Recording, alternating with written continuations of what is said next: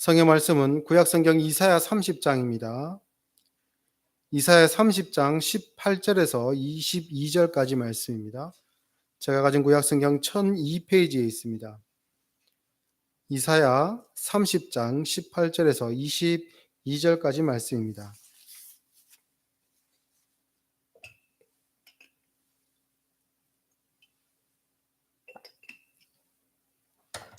다 함께 읽겠습니다. 그러나 여호와께서 기다리시나니 이는 너희에게 은혜를 베풀려 하시며 일어나라 시니 이는 너희를 긍휼히 여기려 하심이라. 대저 여호와는 정의의 하나님이심이라. 그를 기다리는 자마다 복이 있도다. 시온에 거주하며 예루살렘에 거주하는 백성아, 너는 다시 통곡하지 아니할 것이라. 그가 내 부르짖는 소리로 말미암아 내게 은혜를 베푸시되 그가 들으실 때에 내게 응답하시리라.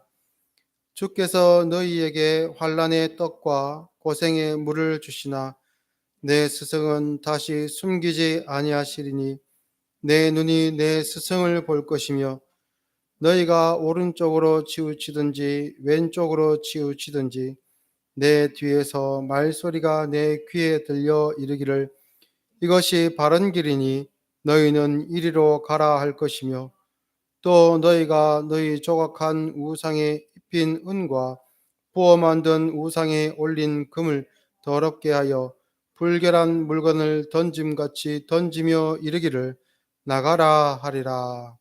아멘. 하나님의 백성인 이스라엘의 실패는 하나님이 어떤 분이신지 아는 일에 대한 실패입니다. 자기가 하나님의 백성이면서 하나님이 어떤 분인지 모르는 겁니다. 왜냐하면 하나님은 우상이 아니시기 때문에 자신을 나타내지 않기 때문입니다. 그래서 사람들은 눈에 보이고 이미지로 만들어진 것을 좋아하고 거기에 대한 각인 효과가 있기 때문에 사람들은 우상을 만들어 가지고 세워놓고 이게 나의 신이다 라고 그렇게 형상화를 하지만 하나님은 우상을 만들지 못하게 하셨고 사람들 나름대로 생각하는 하나님을 조각하여 만드는 것도 금하셨습니다. 그래서 사람들이 그러면 하나님을 알 수 있는 방법은 하나님께서 직접 자기에 대해서 말씀하시는 것인데 그 말씀에 대해서 백성들이 귀를 기울이지 않다 보니까 하나님을 알 수 있는 방법이 완전히 끊어져 버린 겁니다. 그러면서 그들은 우리는 하나님의 백성이다. 이 하나님은 애굽도 이렇게 탁 물리치실 수 있고 홍해도 건너게 하시고 또 가나안도 정복하게 하시고 또 다윗 왕과 솔로몬 왕들을 통해 가지고 강성한 나라를 세우기도 하시는 분이다. 광야에서는 만나를 통해서 우리를 먹이신 기적의 하나님이다. 그런 정보들을 가지고 정작 하나님의 말씀에 귀를 기울이지 않습니다. 마치 장님 코끼리 만지기식으로 그러한 사건들을 자기 나름대로 조합해서 하나님을 만들고 그래서 하나님을 우상을 조각하여 만들지는 않지만 그 마음속에는 하나님을 마치 우상 숭배하는 것처럼 하나님은 이런 하나님이다 저런 하나님이다 그런 식으로 하나님을 오해하는 신앙을 그 백성들이 가지고 있었던 겁니다. 그래서 입으로는 하나님을 부르고 제사라는 또 예배라는 그런 종교의식은 행위는 하지만 정작 하나님을 알 방법이 없었던 것이지요. 저도 외모 때문에 많은 사람들에게 오해를 받기도 합니다. 물론 아주 어린 그 아이들, 유치원이나 어린이집을 다니는 아이들 같은 경우에는 저의 외모보다는 저의 어떤 그 안에서부터 풍겨나는 어떤 그 친절함을 바라볼 수 있는 것 같습니다. 하지만 어른들은 자기의 그 삶의 경험을 통해 가지고 저를 보면서 가끔 오해하실 때가 난폭한 사람이 아닌가, 나쁜 사람이 아닌가 그렇게 하실 때도 있는 것 같습니다. 제가 직접 그런 경험을 하기도 했고요. 그런데 하나님은 제가 사람들에게 오해를 받는 것을 넘어서서 그 백성들에게 크나큰 오해를 받아 오셨습니다. 그래서 이스라엘은 하나님이면 이래야 해. 또 하나님은 이럴 거야. 라는 생각으로 우상 숭배하는 신앙과 똑같이 하나님을 그렇게 섬겼습니다. 그러나 하나님은 우상이 아닙니다. 우상은 그 앞에 절하는 자들에게 말하지 않습니다. 침묵합니다. 그 앞에 기도해도 응답이 절대 오지 않습니다. 그러나 하나님은 살아계신 하나님이시기에 눈에는 보이지 않지만 하나님은 지금은 우리에게 성경으로 말씀하시고 우리는 그 말씀을 힘입어 하나님 앞에 기도하고 또 하나님은 그 기도의 말씀으로 응답해 주시는 살아계신 하나님을 우리는 꼭 알아야 됩니다. 오늘은 대림절 두 번째 주일입니다. 이 대림절 하나님께서 예수님을 우리에게 보내주신 이 크나큰 사건, 또 대림은 하나님이 예수님을 보내주실 것을 기다린다는 의미, 이것은 이미 초림을 경험했기 때문에 이른바 성탄절을 경험했기 때문에 하나님을 우리가 이미 알고 그리고 그와 같은 내용으로 이후에 예수님께서 다시 오실 것이다 약속하셨기 때문에 그 약속을 바라볼 수 있는 그런 의미가 있습니다. 그런데 우리가 하나님에 대해서 오해를 가지게 되면 말씀을 통해 하나님을 바로 알지 못하게 되면 이 성탄절이나 아니면 앞으로 예수님께서 다시 오실 것이다 라고 약속하신 그 재림에 대해서도 완전히 오해하게 될 수밖에 없습니다. 그래서 오늘 본문을 통해서 성탄절의 의미뿐만 아니라 다시 오실 예수님, 그리고 왜 그러한 방법으로 하나님은 저와 여러분을 구원하시는가, 그 독특한 하나님의 일하심을 통하고 하나님이 어떠한 분인지를 오늘 한번 살펴보도록 하겠습니다.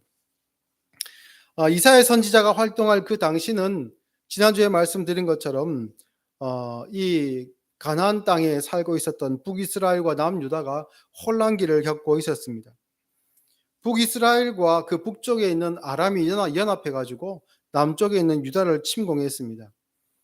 지금 이런 말을 처음 듣는 또는 이제 초신자들 같은 경우에는 이스라엘과 유다가 왜 싸우지 이런 생각을 할 수 있습니다. 이 원래는 북이스라엘과 남유다는 하나의 나라였는데 솔로몬의 아들 때부터 시작해서 갈등을 겪게 되고 열 지파가 다수인 열 지파가 따로 왕을 세우면서 북왕국을 선포합니다. 그리고 그들 나름대로의 성전을 짓고 자기들 나름대로의 모세 오경이라고 하는 사마리아 오경을 따로 자기들만이 소유하면서 여기서 하나님 앞에 예배드리고 여기서 우리의 신앙을 다시 세워가자라고 하면서 유다와 남쪽에 있는 유다와 이 결별을 선언합니다. 그래서 이전에 있던 통일 왕국 때에 솔로몬에 의해 세워졌던 그 성전은 다윗 성은 남쪽 유다에 있고 북쪽 이스라엘은 따로 자기들만의 종교라고 할 수 있는 사마리아 오경을 통한 하나님을 섬긴다고 하는 그 종교를 그대로 유지하고 있고 그 이름도 다수의 지파였기 때문에 이스라엘이라는 이름을 가지고 이후로도 왕정을 이어가게 됩니다. 그런데 남유다의 왕들은 다윗의 자손들을 통해서 그 왕가가 유지가 됩니다.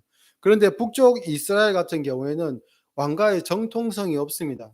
하나님이 세워주신 왕이 아닙니다. 언제든지 그 왕가가 뒤집어 엎어지고 이 이스라엘 사람들이 북쪽 이스라엘 사람들이 우리가 우두머리로 인정할 수 있는 사람이면 누구든지 왕이 되는 그런 아주 난잡한 그런 나라가 됩니다. 그런데 이 두 나라가 함께 공존하면서 어떨 때는 남쪽과 북쪽의 나라가 친하게 지낼 때도 있고 어떨 때는 남쪽과 북쪽이 극렬하게 이렇게 전쟁까지 할 정도로 갈등을 빚는 경우가 있습니다. 그런데 이 북이스라엘의 말기로 접어들면서 이 분열 왕국의 말기로 접어들면서 유다와 이스라엘, 북이스라엘은 갈등을 겪었고 그리고 전쟁이 일어나는데 북이스라엘이 남유다에 승리하기 위해서 자신들의 북쪽에 있는 나라인 그 당시에 강대국이었던 아람을 자기 편으로 끌어들이고 유다를 침공하게 됩니다. 그런데 이 침공이 하나님의 은혜로 이 아람 이 한순간에 이제 군대가 전멸하게 되고 그 왕은 부끄러워 자기 나라로 다시 복귀하게 되고 그 이후에 그 나라의 신하가 아람의 왕을 죽이는 그런 쿠데타가 일어납니다. 그러한 과정 중에 약해져 있었던 이 아람을 아수르가 점령하게 되는데요. 그런데 묘한 게 있습니다. 이 이스라엘과 아람이 연합해 가지고 유다를 침공했을 때 유다가 손을 벌린 나라가 있었는데 그 나라가 바로 아수르였습니다. 그런데 이후에 이 힘이 약해진 이 유다를 침공해서 힘이 약해진 아람이 이 아수르에 의해 침공당해 가지고 멸망당하게 되고 그 기세를 이렇게 인제 몰아쳐 가지고 북왕국 이스라엘까지 아수르가 멸망을 시킵니다.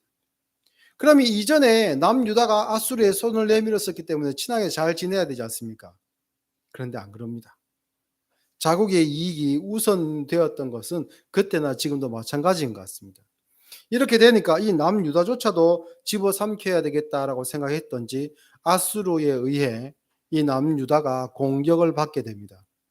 위기에 처하게 되자 이 남유다에 있던 그 사람들은 '아 어떻게 하면 이 어려움으로부터 벗어날 수 있을까? 벗어날 수 있을까? 어떻게 하면 될까?'라고 고민하다가 예전에 강대국이었던 전통의 강호 애굽에 가서 도움을 청하자라고 합니다. 그리고 실제로 사신들도 그곳에 보내는 일이 있었습니다. 그런데 이 일을 하나님께서는 그 허락하지 않으시고 반대하셨거든요. 그래서 이사야 30장 1절 앞부분에 1절을 한번 넘어가겠습니다. 1절부터 3절까지 보면 여호와께서 이르시되 패역한 자식들은 화 있을진저 그들이 계교를 베푸나 나로 말미암지 아니하며 맹약을 맺으나 나의 영으로 말미암지 아니하고 죄의 죄를 더하도다. 그들이 바로는 파라오를 이야기하는 것이죠. 세력 안에서 스스로 강하려 하며 애굽의 그늘에 피하려 하여 애굽으로 내려갔으되 나의 입에 묻지 아니하였도다. 그러므로 바로의 세력이 너희의 수치가 되며 애굽의 그늘에 피함이 너희의 수욕이 될 것이라. 문제는 하나님께 여쭙지 않고 하나님께 구하지 않은 것이 문제인데 이들은 아수르의 공격으로도 피하기 위해서 외부 세력인 또 다른 외부 세력인 애굽에게 도움을 청하고 있는 겁니다. 그래서 이런 상황을 하나님께서는 7절 말씀에 애굽의 도움은 헛되고 무익하니라라고 못을 꽝 박습니다. 그리고 그 형상을 일컬어서 그러므로 내가 애굽을 가만히 앉은 라합이라 일컬었느니라라고 정의하십니다. 가만히 앉아 있는 라합. 라합 하면 여러분 한 번씩 들어보셨을 겁니다. 여호수아의 여호수아서에 보면 기생 라합이 등장하지 않습니까? 그래서 가나안 정복 전쟁을 도왔던 그 여인의 이름이 등장하는데 그 이름과는 다릅니다. 다른 대상을 이야기하는 겁니다. 이 라합은 어떤 사람이냐면 고대 근동에 존재하던 신이었는데 굉장히 난폭한 신이었는데요. 그 뜻은 교만 또는 뭐 혼돈, 폭풍, 거대함 이런 뜻을 가지고 있는 바다에 있는 그런 괴물, 바다에 있는 아주 난폭한 신을 의미했다고 합니다. 그런데 이 신이 라합이라는 신이 바벨론의 주신이라고 할 수 있는 마르둑과 전쟁을 해 가지고 패해 가지고 인제 이렇게 쓰러져 있는 그런 그 신으로 이제 묘사되고 있다고 하는데요. 바벨론의 신인 마르둑과의 전쟁에서 패해서 쓰러져 있으니까 이 라합이 힘이 없지요. 그래서 폭풍의 신이고 바다의 괴물이면서도 바다에다가 폭풍과 어떤 파도를 일으킬 수 있을 만한 힘이 없는 겁니다. 완전히 그러기 상태로 쓰러져 있는 것이죠. 그러니까 애굽에 찾아가 가지고 너희들의 도움을 구하는 것이 소용없다는 것이 바로 이런 의미이다. 애굽은 이미 이제 너희들이 구하는 대로 도움을 줄 수 없고 너희들이 하는 행위가 소용이 없다라고 이제 하나님께서 말씀하고 계시는 겁니다. 그럼 이 이야기를 들으면 그러면 어떤 강대국에게 손을 내밀고 어떤 방법으로 이 어려움을 타개해야 되겠는가? 다른 지혜를 주세요. 다른 방법을 주세요라고 구해야 될 것 같은데 근본적인 문제가 있다는 것이죠. 이어지는 8절 말씀에 보면 이제 가서 백성 앞에서 서판에 기록하며 책에 써서 후세에 영원히 있게 하라. 대저 이는 패역한 백성이요 거짓말하는 자식이요 여호와의 법을 듣기 싫어하는 자식들이라. 하나님께서 이스라엘 백성들을 책망하시는데 참 이게 은혜로운 호칭이 등장합니다. 그 이스라엘 백성들을 자식으로 이렇게 호칭을 해 주십니다. 그럼 누구의 자식입니까? 하나님의 자식이라는 얘기죠. 하나님의 자식이면서도 그들이 아버지인 여호와의 법을 듣지 않고 있다라는 그 안타까운 마음이 여기에 기록되어 있습니다. 그리고 이어진 10절에 그들이 선견자들에게 이르기를 선견하지 말라. 선지자들에게 이르기를 우리에게 바른 것을 보이지 말라. 우리에게 부드러운 말을 하라. 거짓된 것을 보이라. 너희는 바른 길을 버리며 첩경에서 돌이키라. 이스라엘의 거룩하신 이를 우리 앞에서 떠나시게 하라 하는도다. 이 하나님의 자녀된 이스라엘 백성들이 하나님의 음성에 귀를 기울여야 되는데 하나님을 외면한 것이 자신들의 문제인데 지금 이들은 하나님의 말씀을 전하는 선견자들과 선지자들이 하는 말이 하나님의 뜻을 보이지 마라. 스톱! 그만해!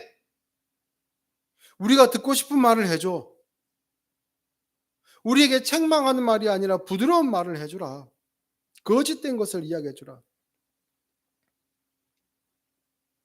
이스라엘의 거룩하신 하나님을 우리 앞에서 제발 떠나가시게 해주라. 놀랍죠. 당시 하나님께 도움을 구하지 아니하고 이전에 아람과 이스라엘이 침공했을 때 아수르에게 손을 내밀었던 것처럼 똑같은 내용으로 또다시 애굽에 손을 내밀고 있는 겁니다. 듣고 싶은 것만 듣고 보고 싶은 것만 보려고 하는 그 유다의 죄악. 그것은 결국 우상 숭배의 죄악으로 빠짐으로 말미암아 하나님의 음성에 귀를 기울이지 않고 하나님을 떠나 자기 뜻대로 살고 싶어하는 인간의 죄된 본성이 그 안에 온전히 녹아 있는 것이지요. 물론 자기는 지혜롭다고 생각했는지도 모릅니다. 자기는 이것이 똑똑하고 이것이 외교적인 아주 지혜로운 방법이라고 생각했을지 모릅니다. 예, 그게 세상에서는 통할 수 있는 방법일 수도 있지요. 그러나 누가복음 15장에 등장하는 집 나간 둘째 아들은 어땠습니까? 자기 인생에 대한 그 미래에 대한 포부가 있었습니다. 아버지의 재산을 종잣돈 삼아가지고 이것을 가지고 자기 인생을 한번 멋지게 기획해 보겠노라. 처음부터 그가 허랑방탕하게 살고 싶었겠습니까? 아니죠. 아버지의 눈으로 볼 때 그 아들의 삶이 그 행위가 허랑방탕해 보였지. 자기가 생각할 때는 이것이 나의 행복 추구야. 나는 행복한 삶을 살고 싶어. 많은 사람과 관계를 가지고 우정을 나누면서 나는 정말 멋진 인생을 살고 싶어. 그렇게 계획하면서 살았겠지요. 그러나 하나님 보시기에는 그게 아닌 겁니다. 오늘날의 기독교는 어떻습니까? 사람들이 듣고 싶은 말을 해주는 목회자들이 인기가 많습니다. 참된 하나님의 말씀을 전하면 그 말씀에는 귀를 막아버리고 지루해하거나 거부감을 일으키거나 반대하거나 대적하는 사람들이 있습니다. 오늘날의 한국 교회가 이러한 분위기가 지배적으로 된 것은 물론 다 그렇다는 것은 아닙니다만 그러한 일들이 많이 일어나는 것은 이유가 있죠. 수도 없이 언급했습니다만 한국 교회가 일제 강점기 때에 신사참배 강요를 그 시험을 받을 때 유일신 신앙에 대한 도전이었기 때문에 교회는 그 일에 대해서 싸워야 했습니다. 그 도전에 맞섰던 소수의 사람들은 잡혀가서 고문을 당하기도 하고 감옥에서 옥고를 치르기도 했습니다. 그러다 보니 많은 교회들이 유일신 신앙을 버리고 일본신을 하나님과 함께 섬기게 되었습니다. 일본의 요구를 들어주고 교회를 지키자고 하는 것이 그들의 주장이었지요. 그러나 하나님을 버리는 방법으로 지킬 수 있는 교회는 이 땅에 없습니다. 이렇게 눈에 보이는 교회를 지키기 위해 하나님을 버렸던 많은 한국 교회는 해방 이후에 자기의 죄를 회개하지 않고 오히려 다른 쪽으로 눈을 돌렸습니다. 이른바 번영신학이라는 겁니다. 이 번영신학은 우리나라에만 있지 않습니다. 2차 세계대전 이후에 유럽이나 미국 쪽에서도 은사주의, 그러니까 오순절 계통의 그러한 교단들 중에 이 번영신학을 많이 추구했습니다. 다른 말로는 기복주의 신앙이라고 하기도 하는데요. 이 번영신학은 재정적인 축복이나 물질의 풍성함이 하나님의 뜻이고 그것 자체가 하나님의 축복이다 라고 하는 사람들의 주장인데요. 물질적 부를 증가시키는 것이 신앙의 성공이다라고 믿는 것이 바로 번영신학입니다. 번영신학은 인간이 하나님을 믿는다면 하나님께서 안정과 번영을 주신다고 믿고, 또 이것으로 내가 하나님께 일부를 해드리면 마치 계약 관계에서처럼 하나님께서 거기에 대한 대가로 나에게 똑같은 내용의 물질과 행운을 갚아주신다라고 생각을 하죠. 그러다 보니 개인의 능력을 강조하고, 그 강조함에 따라서 차별이 그 안에는 등장합니다. 같은 교회에 모여 있다 할지라도 그 안에서 부자요, 성공한 사람들, 학식이 많은 사람들, 그리고 사회적으로 명망가들, 이런 사람들은 신앙이 좋다고 자연스럽게 평가가 됩니다. 신앙의 성공과 실패가 외적인 삶으로 결정되는 거지요. 부자는 복을 받았고 가난한 자는 외면받았다라는 생각이 기본적으로 자리 잡고 있습니다. 이것은 성경에서 벗어난 샤머니즘에 뿌리를 두고 있는 신앙인데요. 일제강점기 이후에 신사참배에 가담했던 사람들이 이것을 붙듭니다. 왜요? 눈에 보이는 교회를 지키기 위해서 하나님을 버렸기 때문에 부동산이나 교회의 규모나 많은 신도를 통해서 영향력을 행사할 수 있었거든요. 여기다가 번영신학을 접목시키면 정확히 맞아떨어집니다. 봐라, 하나님께서 인정해 주신 게 아니냐, 하나님께서 우리에게 복을 주신 게 아니냐. 그러니 쓸데없이 고집 부리다가 자신들 자기 의만 추구하다가 교우인들 다 흩어버리지 않느냐, 무책임한 목회자다, 그런 주장을 할 수밖에 없는 상황이 되었습니다. 성경 말씀을 통해 하나님께로 돌아오기보다 열정적인 기도와 봉사의 대가로 물질과 부를 요구하는 방식으로 한국 교회의 그 방향성이 이렇게 변질되어 갔지요.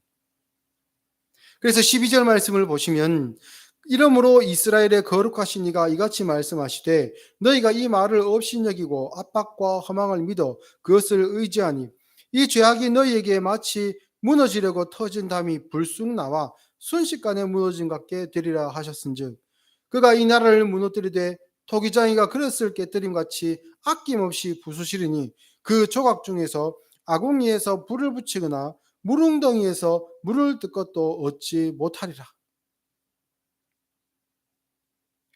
너희들은 이런저런 방법으로 너희 앞날을 너희 스스로 개척한다고 하고 지혜로운 방법이라고 생각하면서 애국과 아수르 사이에서 왔다 갔다 하는 그런 일들을 하고 있는데, 하나님께서 그거 인정 안 하신다.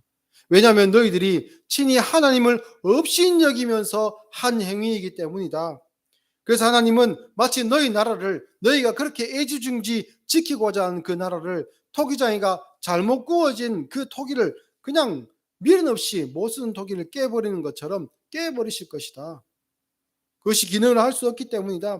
그래서 나중에 너희가 그 조각을 어찌어찌 찾아가지고 아궁이에서 혹시 남은 불씨가 있는가, 또는 깨진 그 항아리 조각을 가지고 이것을 가지고 물웅덩이 갖고 물이라도 조금 뜰 그런 조각이 될 수 있을까, 그렇게 찾겠지만 그거 다 소용없는 일이다 라고 그 백성들을 꾸짖으십니다. 그러면서 이제 오늘 우리가 읽은 본문인 18절이 등장합니다. 그러면서 나는 이런 하나님이다 라는 것을 말씀하십니다. 그 시작은 그러나로 시작하는데요. 사실 히브리어 단어는 그러나가 아니고 웰라켄이라는 이 히브리어 단어는 그리고와 그러므로가 이렇게 다 있는, 합쳐져 있는 합성어입니다. 그리고 그러므로, 이것이 이제 우리나라 말로 번역하기 조금 난해하고 어렵기도 하기 때문에, 어색하기도 하기 때문에 이것을 그러나라고 번역을 했습니다. 그런데 첫 번째, 하나님은 이러신 분이다라고 나타낼 때 하나님은 기다리시는 하나님이라고 말씀하십니다. 앞 내용을 쭉 살펴보면 남유다도 북이스라엘처럼 망해야 되는 것이 맞습니다. 그런데 하나님은 유다가 벌을 받아야 되는 그 상황임에도 불구하고 토기장이가 이 쓸모없는 토기를 막 주저하지 않고 깨버려야 되는 것이 마땅함에도 불구하고 하나님은 기다리십니다. 여기서 기다린다라는 것은요, 잠깐 참으신다라는 것이 아니고 목적하시는 바가 이루어질 때까지 뜻하시는 바가 있기 때문에 그때까지 기다리시는 뜻입니다. 마치 누가복음 15장에 아까 말씀드린 집 나간 아들이 다시 돌아올 때까지. 아들이 집을 나가면서 아버지에게 약속한 게 아니지 않습니까? 아버지 제가 몇 년 후에 돌아오겠습니다라고 이야기한 적이 없습니다. 내년 추석 때는 돌아올게요. 이런 말 한 적도 없습니다. 나갔습니다. 그런데 그 아버지는 언제 돌아올지도 모르는, 어떻게 보면 죽었을지도 모를 정도로 오랜 시간 소식이 끊겨져 있던 그 둘째 아들을 기다립니다. 언제까지요? 돌아올 때까지. 그 기다림, 하나님의 기다리심은 그러한 기다림입니다. 하나님께서 기다리시는 것은 은혜를 베풀기 위함이다라고 역시 오늘 본문에 말씀을 하고 있는데요. 여기서 은혜를 베풀다는 것은 신분이 높은 사람이 낮은 사람에게 사랑을 베풀기 위해서 몸을 굽히는 것을 뜻합니다. 주인은 노예에게 몸을 굽히지 않습니다. 숙일 필요가 없습니다. 그러나 노예는, 종은 그 주인에게 몸을 굽히고 숙이죠. 자기를 낮춥니다. 그런데 하나님은 기다리시는데요. 그 백성들을 돌아오게 하시기 위해서 기다리시는데, 그래서 은혜를 베풀기 위해서 기다리시는데 그 모습이 어떻다고요? 자기를 마치 종과 같이 숙이시는 거예요. 하나님은 창조주이시면서도 친히 인간의 모습으로 오셨고, 그 인간의 삶 중에서도 왕이나 귀족의 삶이 아니라 가장 낮은 자리로 내려오셨습니다. 너무나도 가난하였기 때문에 가난한 사람들이 모여 사는 나사렛이라는 동네에 모여 사셨고, 그리고 그 나신 장면 속에서도 강보에 쌓여 구유에 누워 계실 수밖에 없는 그러한 상황으로 오셨습니다. 정말 하나님께서 아들을 이 땅에 보내주신 그 모습 하나만으로도 하나님은 어떠한 분인가, 하나님은 참으로 은혜 주시기 위해서 기다리시는 하나님이시구나라는 것을 알 수 있는 대목입니다. 그리고 18절 하반부를 보시면 여호와는 정의의 하나님이시라 그를 기다리는 자마다 복이 있도다라고 말씀을 하고 있습니다.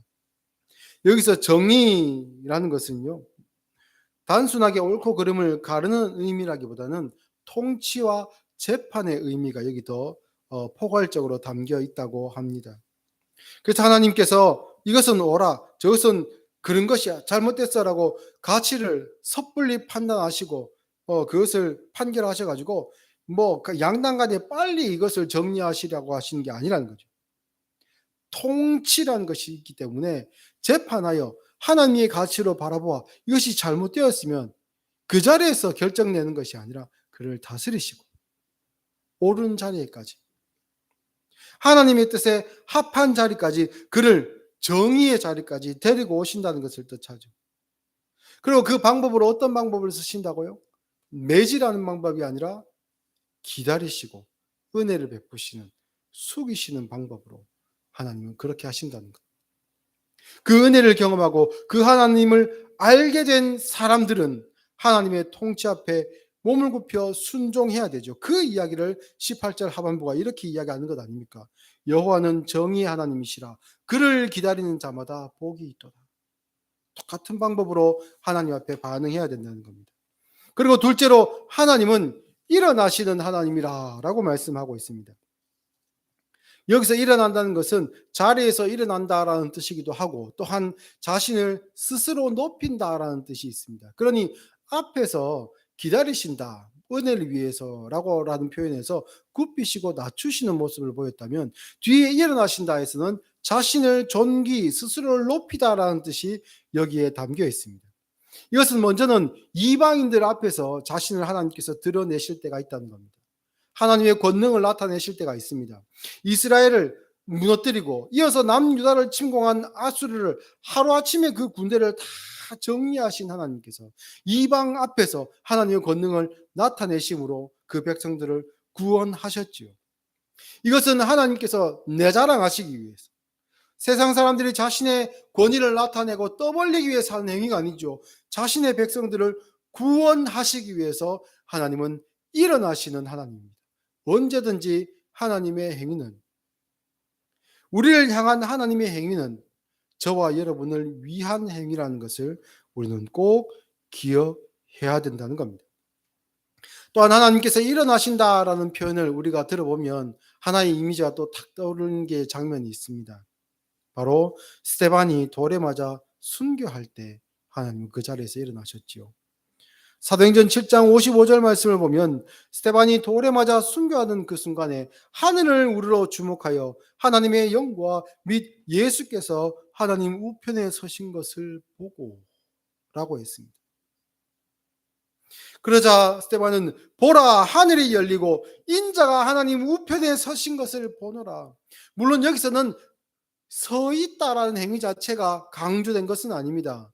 예수님께서 하나님 우편에 계시다라는 것이 중요한 포인트지만 어쨌든 스데반의 말을 통해서 그 이미지를 떠올려 보면 하나님께서, 예수님께서 스데반의 그 순교하시는 장면을 바라보고 계시는, 서 계시는 그 영광의 자리에 서 계시는 모습을 우리가 떠올릴 수가 있지요. 하나님은 자신의 권능을 나타내실 때에도 그 백성을 위해서 그러한 일을 하십니다. 하나님은 우상처럼 그저 멀뚱멀뚱 앉아 있지 않습니다. 하나님은 우리의 기도에 귀를 기울이시고 응답하시는 하나님. 그 권능을 나타내실 때에 무엇으로 자신의 그 권능을, 스스로 존귀함을 나타내시는가? 저와 여러분을 구원하시는 일을 통해, 저와 여러분에게 은혜 베푸시는 일을 통해 하나님은 자신의 위대하심을, 그 존귀하심을 나타내신다는 것이죠. 그리고 마지막 세 번째로 하나님은 우리의 기도에 응답하시는 하나님입니다. 돌이나 나무를 깎아 만든 우상은 인격이 없습니다. 그 앞에 절하고 기도해도 답하지 않습니다. 그러나 하나님은 살아계신 인격적인 하나님이십니다. 그래서 하나님은 우리의 기도에 응답하십니다. 19절 말씀을 보니까 시온에 거주하며 예루살렘에 거주하는 백성아, 너는 다시 통곡하지 아니할 것이라. 그가 내 부르짖는 소리로 말미암아 내게 은혜를 베푸시되 그가 들으실 때에 내게 응답하시리라. 지금 이 예루살렘의 상황, 남유다의 상황은 어떻습니까? 통곡할 만한 상황이죠. 아, 이거 어떻게 하면 좋은가? 이거 어떻게 하면 좋은가? 큰일 났다. 나라가 망할 상황이 되었고 우리의 삶의 터전이 다 무너지고 우리가 죽을 수도 있구나. 통곡할 만한 상황입니다. 그때에 얘들아 통곡하지 말아라. 통곡하지 말아라. 하나님이 너의 부르짖는 소리로 말미암아 너에게 은혜를 베푸실 것이다. 그가 들으실 때에 너에게 응답하실 것이다. 하나님께 기도하라. 응답하시는 하나님을 경험한 하나님의 자녀들, 그 백성들에게는 변화가 나타납니다. 이제는 애굽을 찾아 자기의 삶을 번영케 하려 했습니다. 그리고 아수를 두려워하여 어쩔 줄 몰라 하며 이리저리 뛰어다니고 그리고 통곡하며 지냈습니다. 그런데 그들을 위해서 기다리시고 일어서시고 응답하시는 하나님을 믿고는 그들은 달라집니다. 이전까지 의지하던 우상숭배의 가치를 이들은 온전히 버리게 됩니다. 그리고 22절 말씀을 보니까 또 너희가 조각한 우상에 입힌 은과 부어 만든 우상에 올린 금을 더럽게 하여 불결한 돌을 던진같이 던지며 이르기를 나가라 하리라. 이전에는 우상을 만들 때에 가장 귀한 금속인 은과 금을 가지고 만들었습니다. 물론 그것 자체로 덩어리를 만들지 않겠죠. 나무로 깎아 만든 다음에 거기다 은을 씌우고 금을 덮어 씌우겠죠. 자신들이 가지고 있는 가장 소중하고 비싼 것, 중요한 것을 거기다가 입히는 겁니다. 그래서 이게 나무 조각이고 대답도 못하고 말도 못하는 것임에도 불구하고 이게 귀한 것이다, 존귀한 것이다. 거기에 자기의 마음을, 정성을 막 쏟았었죠. 그런데 하나님을 만나고 보니까 나를 위해 예수님을 이 땅에 보내신 하나님, 나를 위해 그 권능을 나타내신 하나님, 나의 기도에 응답하시는 하나님을 만나고 나니까 이게 아니구나. 이게 더러운 거였구나.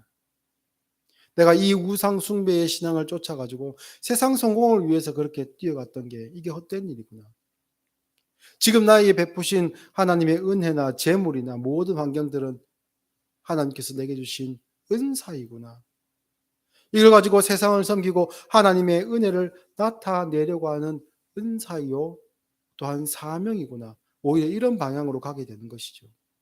예전에는 내가 가진 것들을 통해 가지고 이것이 나를 증명하는 것이고 내가 누리고 있는 것을 가지고 그렇지 못한 사람과 스스로를 비교해서 교만한 자리에 가 있었다면 이제 하나님 참으로 겸손하신 하나님을 만나고 난 뒤에는 완전히 그 삶의 방향이 그 내용이 바뀌게 되는 겁니다.